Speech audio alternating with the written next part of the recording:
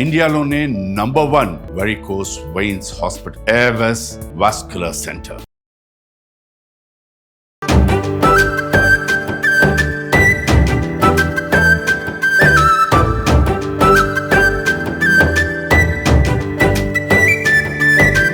నమస్తే రమగారు. నమస్తే జయ. నమస్తే అండి. రమగారు, మనకి వినాయక చవితి అనగానే బొజ్జగన్నపైకి ఫస్ట్ చేసేది ఉండ్రాళ్ళు, కుడుములు. కుడుములు. మనం చేసాము గతంలో కూడా, మళ్ళీ ఇంకొకసారి మన ప్రేక్షకులందరి కోసం కూడా చేసి చూపిద్దామండి. పండగ స్పెషల్ Yes. సింపుల్ గా బియ్యపు రవ్వతోటి బియ్య పిండితోటి చేసుకునేది. అలానే రమగారు. ఒకేసారి రెండు చేసేద్దామా మరి? తప్పకుండా. ఓకే. ఏదైనా ఒక మందపాటి గిన్నె పెట్టుకోండి. ఇత్తడి గిన్నెలు అయితే చాలా మంచిది, లేకపోతే ఇప్పుడు ట్రైప్లైస్ అవి వస్తున్నాయి కదా, అడుగు మందంగా ఉంటుంది, శాండ్విచ్ బాటమ్స్ అలాంటివి పెట్టుకుంటే ఏంటంటే మీకు ఇది అడుగు మాడకుండా వైనంగా ఉడుకుతాయి. అవి పిండి ఉడకాలి కదా. అవును. ఓకే, ముందు రవ్వ కుడుములు చేసుకుందాం జయ. వీటికి బేసిక్ పొద్దున్న నిద్ర లేవగానే తలంటి పోసుకోగానే ఫస్ట్ చేయాల్సింది, ఒకవేళ గారెలు వేసుకుంటే గారెల పప్పు నానబెడతాం కదా, అట్లాగే శనగపప్పు నానబెట్టి పక్కన పెట్టుకోండి. అది ఎంత కావాలి మనకి, మనం చేసే దాన్ని బట్టి. ఒక గ్లాసు, నా చేతి సైజ్ చూడండి, ఉజ్జి గ్లాస్ అయితే ఒక 2-3 స్పూన్లు, పెద్ద గ్లాస్ అయితే ఒక పావు గ్లాస్ అయినా నానబెట్టుకోండి. ఇప్పుడు ఇందులో చూడు నానబెట్టి పెట్టాము. ఇది ఉండ్రాళ్ళకి కుడుములకి రెండిటికి మనకి శనగపప్పు కావాలి. ఆ గ్లాస్తో 2 గ్లాసులు నీళ్ళు పోయి మొదట నానిన శనగపప్పు అయితే తేలిగ్గా ఉడుకుతుందండి, రవ్వ తొందరగా ఉడికిపోతుంది. శనగపప్పు ఉడకదు, పచ్చి పచ్చిగా ఉండిపోతుంది. ఆ పచ్చి లేకుండా ఉండడం కోసం నానబెట్టాలన్నమాట. నిండుగా పోయి చేయ. మనం ఏ కొలతతో చేయదలుచుకున్నామో ఆ కొలతతోటి 2 కొద్దిగా పావు నీళ్ళు పోయండి, సరిపోతుంది. ఇప్పుడు ఈ నీళ్ళు పెట్టగానే నానబెట్టి పెట్టుకున్నాం కదా, ఆ శనగపప్పుని ఒకసారి శుభ్రంగా కడిగేసి ఇందులో వేసేద్దాం. మొత్తం వేసేస్తారా? మొత్తం పట్టదు, మనం చేసే పదార్థాన్ని బట్టి అని చెప్పాను కదా. పెద్ద గ్లాస్ అయితే బాగా 2 సార్లు 2 గుప్పెలు పడతాయి. ఇప్పుడు మనం వేసేదేమో చిన్న గ్లాస్ రవ్వ చేస్తున్నాం కదా, చాలు. పప్పు ఎక్కువైపోతుంది. అదేనండి.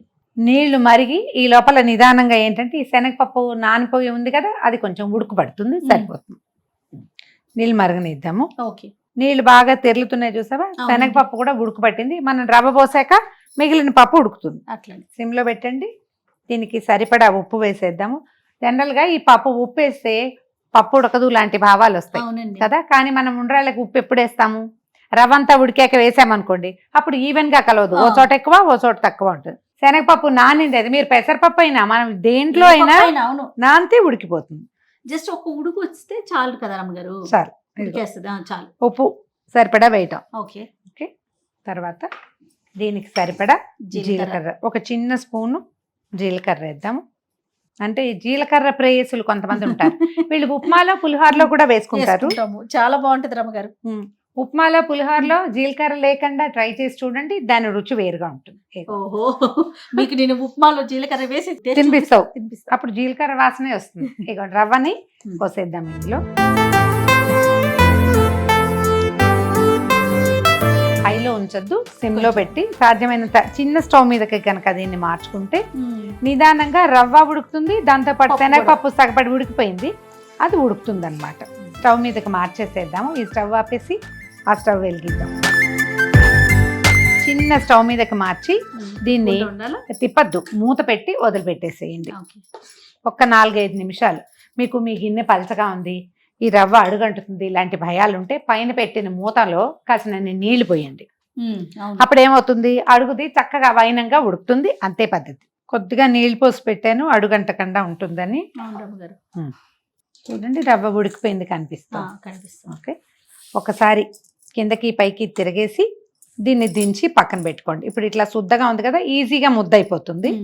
పక్కన పెట్టేసుకోండి. ఇది మనకి ఏమంటారు, ఉప్మా లాగా పొడి పొడిగా ఉండకూడదు, కొంచెం శుద్ధగా ఉంటేనే మంచిదన్నమాట. ఇది పక్కన పెట్టండి. మన దగ్గర నీళ్ళ మూత ఉంది కదా, ఉంటే అదే పెట్టేసుకోండి. అది ఇలా అడుగున చెక్కు కట్టకుండా ఉంటుంది అనమాట, లేకపోతే అడుగు డ్రై అయ్యి అడుగునంతా చెక్కు కడుతుంది, అలా అవ్వకుండా. ఇది నెంబర్ 1. ఓకే, ఇప్పుడు నెంబర్ 2. ఇవి ఉండ్రాళ్ళు బియ్య పిండితోటి చేసుకుంటాము. దీంతో ఈ పిండి కనుక మనం ఏమంటారు అప్పాల పిండిలాగా ఉడకబెట్టి పక్కన పెట్టుకుంటే మీరు ఇట్లా చేత్తో చేసే కుడుములు చేసుకోవచ్చు, ఉండలు చేసి ఉండ్రాళ్ళ పాయసం చేసుకోవచ్చు, లేదా చిన్న బిళ్ళల్లాగా చేసి లడ్డువారీలు అంటారు. ఆ, ఏదైనా చేయొచ్చు. ఒకే పిండితో 3 షేపుల్లో చేసి పెట్టి నివేదన చేసే పద్ధతి కూడా కనపడుతుంది. నేను చేశాను నిరుడు. ఒకే పిండితో చేయాలన్న నియమం ఏంటంటే బియ్య పిండే ఇంపార్టెంట్ కాబట్టి ఏ షేప్ మీకు నచ్చితే అది చేసుకోండి. వాటితో జిల్లేడికాయలు చిన్నగా ఇట్లా పాలకాయల్లాగా అవి కూడా చేసి నివేదన పెట్టచ్చు, మన ఇష్టం.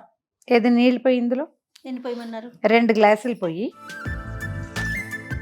మనం ఏ గ్లాసు పిండితో చేయదలుచుకున్నామో దానికి 2 నీళ్లు పెట్టుకోవచ్చు. దీనికి కూడా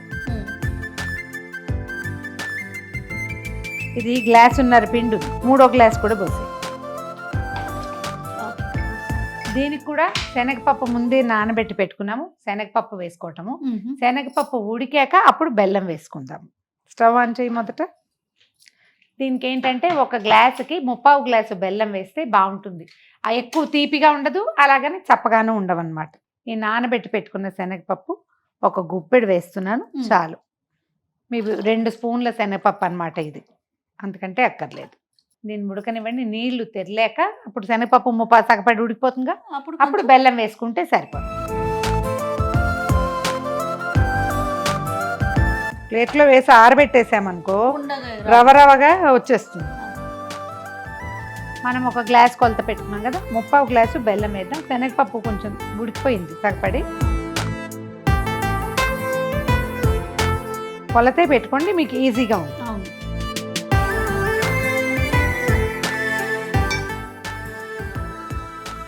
బెల్లము కరిగితే సరిపోతుంది. దీంట్లో ఏంటంటే 1 చిటిక ఉప్పు, చిటికే కొంచెం 4-5 ఏలక్కాయలు కొట్టేసి ఆ పొడి వేసేసేయండి.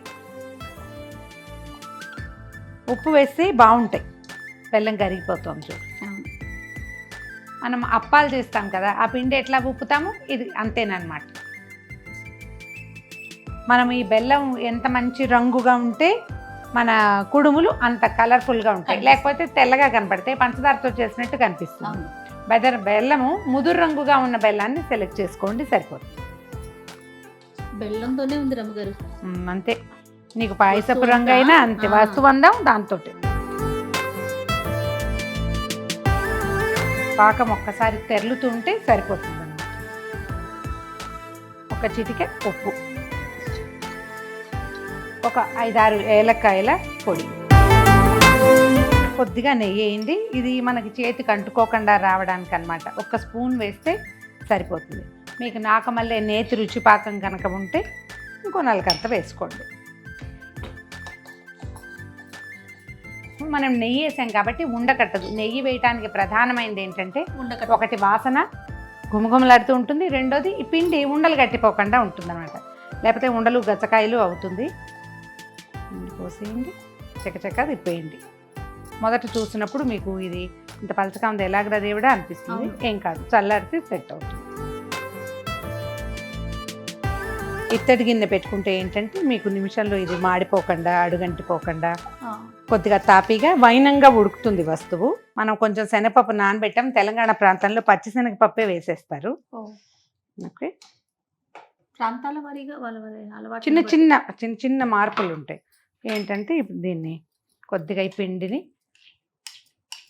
1 చెంచాతోటి విడిగా తీసేసి, రంగు బాగా కనిపిస్తుంది, 5 నిమిషాలు మూత పెట్టి స్టవ్ మీదే ఉండనివ్వండి. 5 నిమిషాలే, అంతకంటే అక్కర్లేదు. స్టవ్ పెద్దది అనుకుంటే పక్కన స్టవ్ మీదకి మార్చుకోండి, మనం కూడా మారుతాం. కొంచెం కాస్త అంచున్న మూత పెట్టి కొద్దిగా నీళ్ళు పోయండి. లోపలిది పాకం చక్కగా ఉడుకుతుంది, చాలు. ఊరికే కొంచెం నీళ్ళు పోస్తే చాలు. ఇవి 2-3 నిమిషాల తర్వాత దీన్ని ఆపేస్తాం. తర్వాత ఏం చేస్తాం, ఇందాక మనం కూడా ఉండ్రాళ్ళ పిండి పెట్టుకున్నాం కదా, రవ్వ ఉడకొచ్చాం, దాన్ని ఉండలు చేయటము, స్టీమ్ చేసుకోవటం అంతే. రమ్మగారు ఇది కూడా చల్లగా అయినట్లుందండి. ఇదేం చేద్దాం, మనం ఈ కుడుముల పిండిని బియ్య పిండిని పక్కన పెడతాము. ఓకే, అది చల్లారుతూ ఉంటుంది. ఈ లోపల మనం ఏం చేద్దామంటే ఈ ఉండ్రాళ్ళు ఎంత మటుకు వచ్చిందో పిండి చల్లారిపోయింది. దీన్ని మనకు కావాల్సిన సైజుకి ఉండలు చేసుకోండి. ఇది ఇట్లా కొద్దిగా తడిచేయి చేసుకోవచ్చు, ఏం తప్పలేదు, ఓకే, పనికొస్తుంది. మీకు కావాల్సిన సైజు పెద్దవి కావాలంటే చేతి నిండా చేసుకోవటం, చిన్నవి తింటారు మనకి ప్రసాదానికి బాగుంటుంది, లెక్క కూడా కావాలి అలా అనిపిస్తే కొద్దిగా చిన్న సైజు తడిచేయి చేసుకుంటే ఏమవుతుందంటే ఈ అతుక్కోకుండా చక్కగా గుండ్రంగా కూడా వస్తాయి. మన ఇద్దరి సైజుల్లో తేడా చూసావా జయ? తడిచేయి చేసుకుంటే మీకు గుండ్రంగా వస్తాయి, లేకపోతే ఇలా కచకచ అని వంకర తింకరగా వస్తుంది.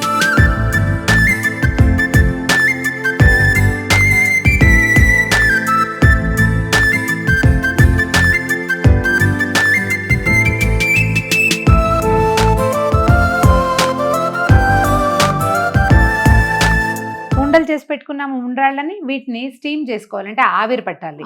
మనం ఏం చేయొచ్చు, ఒక పెద్ద పాత్రలో అడుగుని మంచినీళ్ళు పోసి పైన ఒక బట్టని శుభ్రంగా పిండేసి తడిబట్టని వాసనలాగా కట్టడం, దాన్ని మీకు కట్టేసి ఈ ఉండ్రాళ్ళు పేర్చడం, ఆ బట్టని దాని మీదకి వేసేసి ఏదైనా పెద్ద దాంతో ఇడ్లీ ఎట్లా స్టీమ్ చేస్తాం అంతే అట్లా చేయొచ్చు. మన దగ్గర ఒక స్టీమర్ ఉంది, ఇది ఈజీగా ఉంటుంది.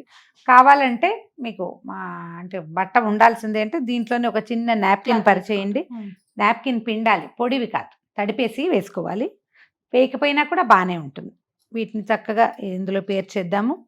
ఇవి కాకుండా ఇప్పుడు ఇంకా ఇట్లా బుట్టల్లాగా వస్తున్నాయి, ఇట్లా ఓపెన్ అయ్యేది, అందులో కూడా పెట్టుకోవచ్చు. మీరు ఎందులో కావాలంటే అందులో స్టీమ్ చేసుకోవచ్చు, ఆవిరి పట్టడమే అంతే. ఇడ్లీ ప్లేట్లో పెట్టి ఇడ్లీ పాత్రలో కూడా పెట్టుకోవచ్చు. కొంచెం తెరిపిగా పెట్టుకుంటే సరిపోతుంది. ఇది నిజానికి ఇడ్లీ పాత్రే. నీళ్ళు పోసాను, ఇది స్టీమ్, దీన్ని దాని మీద పెట్టేసేయటము. ఒక 7 నుంచి 10 నిమిషాల పాటు మీడియం ఫ్లేమ్ ఉంటే సరిపోతుంది, బాగా పెద్ద మంట అక్కర్లేదు. ఆవిరికి ఇవి సర్దుకుంటాయి అన్నమాట, చక్కగా ఉడికిపోతాయి.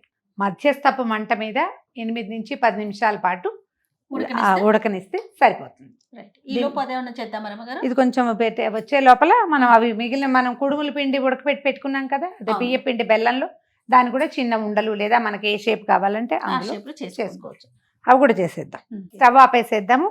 దీన్ని దించి పక్కన పెట్టుకుంటే ఒక 10 నిమిషాలు చల్లారిపోయాక చక్కగా తీసి పళ్ళెంలో సవరించుకోవటం. దీని మీద ఒక చిన్న బెల్లం ముక్క పెట్టి కొద్దిగా నేర్చుక్క వేసి నివేదన చేసుకోవటమే. దీన్ని పక్కన పెట్టి ఇప్పుడు ఇందాక మనం కుడుముల పిండి ఉడకపెట్టాం కదా, అవునండి. అయితే ఇందులో ఒక ప్లస్ పాయింట్ ఇంకొకటి చేసుకోవచ్చు మనం. మీకు ఆసక్తి ఉండి అలవాటు ఉంటే, నచ్చుతుందంటే పచ్చి కొబ్బరి కొద్దిగా ఒక హాఫ్ చిప్ప, సగం చిప్ప చాలు. ఇంత పెద్ద కాయ అయితే కాదు, కొంచెం చిన్న కాయ అయితే సగం చిప్ప కోరేసి వేసేయండి. ఎప్పుడు ఇది బియ్య పిండి పోయటానికి ముందు పాకం తెరులుతున్నప్పుడు కొబ్బరి వేసి కొంచెం తెరలనిచ్చి పోసేస్తే కొబ్బరి రుచి కూడా యాడ్ అవుతుంది. ఇలాగూ చేసుకోవచ్చు, అది అమెండ్మెంట్ కావాలంటే అలా కూడా చేసుకోవచ్చు. కొద్దిగా తడిచేయి చేసుకుని మనకు కావాల్సిన షేప్లోకి ఉండలు చేసేసుకుందాం. కొద్దిగా చేయి తడి చేసుకుంటే సరిపోతుంది. ఇది మనం చిన్న చిన్న ఉండలు చేసుకుని ఉండ్రాళ్ళ పాయసం చేస్తాం, దాంట్లో కూడా వాడుకోవచ్చు. నెయ్యి వేసాం కాబట్టి చేతికి అంటుకోదు, చిట్టి ఉండ్రాళ్ళు చేసి పెట్టుకోవచ్చు. దీన్ని మీరు ఇలా చేసి నివేదన చేయొచ్చు, స్టీమ్ చేసి. తర్వాత ఉండని ఫ్లాట్ చేసి అప్పచ్చులాగా ఇలాగూ చేయొచ్చు. లేదా మామూలు మనం కుడుములు అంటాం కదా, చేత్తోటి ఇట్లా చేతి గుర్తులు పడేలాగా ఇలా కాయల్లాగా వస్తాయి చూడు, ఇట్లా ఇలా కూడా చేసుకోవచ్చు. మీరు ఎలా కావాలంటే అట్లా చేయండి, ఏ పద్ధతి అలవాటు ఉంటే అది. ఇందులో మనం జిల్లేడు కాయలు అంటారు, అలా కూడా చేయొచ్చు, అది కూడా చూపిద్దాం. ఉండ చేసి దీన్ని చేతితోటి పైకి లాగుతాం అన్నమాట. చిన్నవి ఇలా కూడా చేసి పెట్టుకోవచ్చు, గౌరీదేవి షేప్లో చిచ్చుపుడ్ల లాగా ఉంటాయి. మీరు ఎలా చేసినా సరే, మనం అయితే అన్ని ఒకేలా చేద్దాం. చెప్పండి ఎట్లా ఇట్లా చేసి వీటిని స్టీమ్ చేసుకోవటమే, ఊరికే చూపించడానికి చేసామంతే.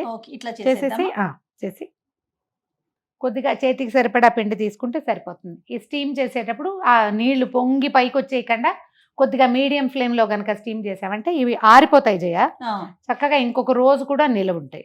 తీపి మరింతగా తీయగా కావాలి ఉడికిన తర్వాత అంటే 1/4 కప్పుకి ఇంకొంచెం పెంచుకోండి బెల్లం, లేకపోయినా బాగుంటుంది. ఇట్లా కూడా ఊరికే అది వేడిగా ఉంటే మన చేయి కాలకుండానే మనం తడి చేసుకుంటున్నాం అన్నమాట. మనం ఏ పాత్రలో నివేదన పెట్టుకుంటామో అందులో చక్కగా వీటిని ఏర్పాటుగా పెట్టేసి కొద్దిగా నెయ్యి వడ్డించి పైన కొంచెం వేసి నివేదనకి ఇచ్చేసుకోవాలి.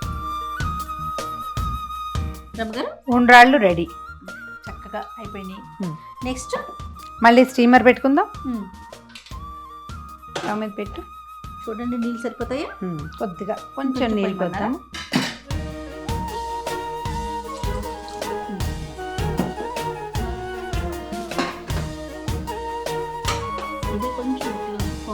మూత గట్టిగా ఉండటమే మంచిది. మనం ఇలా చక్కగా ఈ షేప్లో ముఠీల్లాగా ఏమన్నా దాన్ని ముఠియాలు అంటారు, ఈ చేత్తో చేసేవి గవర్నమెంట్ ఇల్లు చేస్తాం కదా. గోరుమిట్టిలేమో గోరిట్లా ఇట్లా అంటారు కదా. వీటిని మళ్ళీ ఇంక ఎందులో స్టీమ్ చేయదలుచుకున్నాం అందులో. ఒకవేళ మీరు మామూలు బట్టతో చేయదలుచుకుంటే పాత్రకి ఒక తడి బట్టని వాసన కట్టి ఇవి చక్కగా పేర్చేయటం, పైన ఒక చిన్న మళ్ళీ ఆ మడతని పైకి వేసి కొంచెం డోమ్గా ఉండేది ఇట్లా బౌల్ లాగా ఉండేదాన్ని మూత పెట్టి ఒక 5 నుంచి 10 నిమిషాల లోపే సరిపోతుంది. వీటిని ఇందులో పెట్టేద్దాము.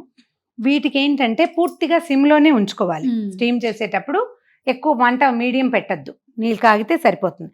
ఎందుకంటే దీనికి తడి తగులుతూ ఉంటుంది పై అడుగు నుంచి, దాంతో జిగురు వస్తుంది కొంచెం, పాకం కదా అందుకని.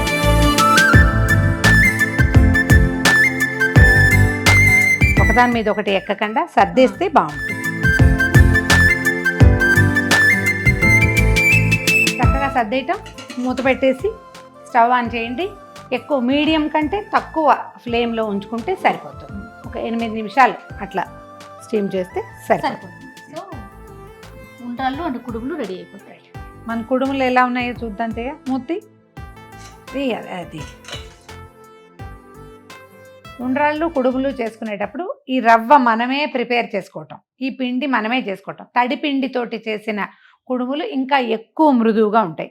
అంటే పొద్దున్నే లేచి బియ్యం నానబెట్టేసి శుభ్రంగా కడగటం, 2 సార్లు నీళ్ళు పోసి నానబెట్టి ఒక 2 గంటలు గంటన్నర నానితే మిక్సీలో వేస్తే చక్కగా మెత్తటి పిండి వస్తుంది.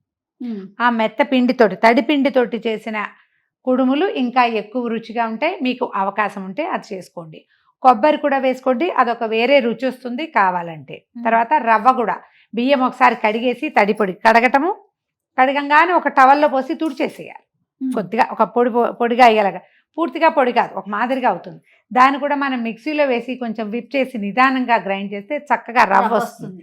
ఆ రవ్వతోటి చేసినా కూడా బాగుంటుంది. తర్వాత ఇలా మనం స్టీమర్ పెట్టామనుకోండి, ఏదైనా గిన్నెలో వేసి పెడితే తడి వచ్చి ఉండ్రాళ్ళ మీద కుడుముల మీద పడిపోతుంది. అదే మీరు బట్టతోటి కవర్ చేస్తే తడి రాకుండా ఉంటుంది. ఈ 2 టిప్స్ జ్ఞాపకం పెట్టుకోండి. మా వెసులుబాటు కోసం మేము ఇందులో చేసాం, కానీ మీరు అలా కూడా చేయొచ్చు. కొద్దిగా మూత తీసి వదిలిపెట్టేస్తే ఇది మనకి చల్లబడిపోతుంది. అప్పుడు ఈజీగా తీసుకోవచ్చు. అప్పుడు అతుక్కునే సమస్య ఉండదన్నమాట.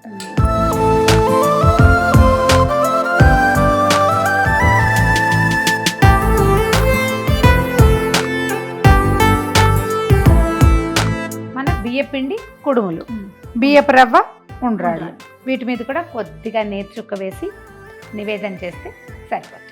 ఈ వినాయక చవితికి ఇంట్లోనే స్వయంగా మీ చేత్తోటే బజార్ నుంచి తేకుండా, వేరే వాళ్ళ ఏ సహాయము పెద్దగా ఆశించకుండా సింపుల్ ప్రయత్నంతో మీరు ఉండ్రాళ్ళు కుడుములు చేసుకోవచ్చు. వీటితో బుజ్జివి చేసి చిన్న ఉండలు చేసి వాటిని పాయసంలాగా కూడా చేసుకోవచ్చు. మన ఛానల్లో ఒక వీడియో ఉంది ఉండ్రాళ్ళ పాయసం, అది ట్రై చేసి చూడండి. చక్కగా ప్రసాదం చేత్తో చేసి దేవుడికి నివేదన పెట్టండి, ఎంతో బాగుంటుంది. ట్రై చేసి చూడండి తప్పకుండా. మరొకసారి వినాయక చవితి శుభాకాంక్షలు.